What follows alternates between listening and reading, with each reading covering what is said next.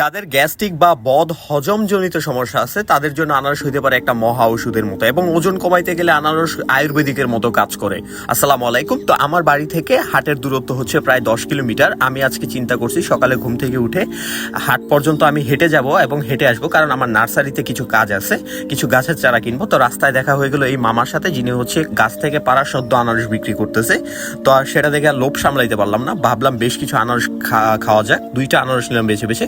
এখন আপনাদের আনারসের পুষ্টিগুণ সম্পর্কে বলা যাক। যাদের হচ্ছে মূলত হজম সমস্যা আছে এবং হজম শক্তি উন্নত করতে চান তাদের জন্য আনারস খুবই ভালো। তাছাড়া হচ্ছে ঠান্ডা কাশির জন্য আনারস খুবই ভালো, শরীরের ওজন কমাতে তো খুব সাহায্য করে, দাঁত এবং মাড়ি সুরক্ষা করে, চোখের যত্নে আনারস খুব ভালো কাজ করে। তাছাড়া ত্বকের যত্নে আনারসের হচ্ছে ঝুরি মেলা ভার।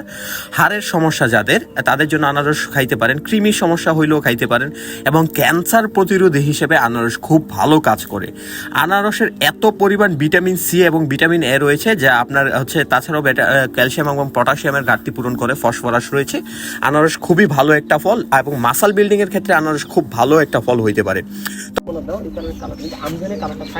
কি করলে কালারটা থাকবে, মানে কি যত্নটা কি নিতে হবে? এখন শীতের মধ্যে কালার থাকবে, গরমের সিজনে কালারটা তো চেঞ্জ হয়।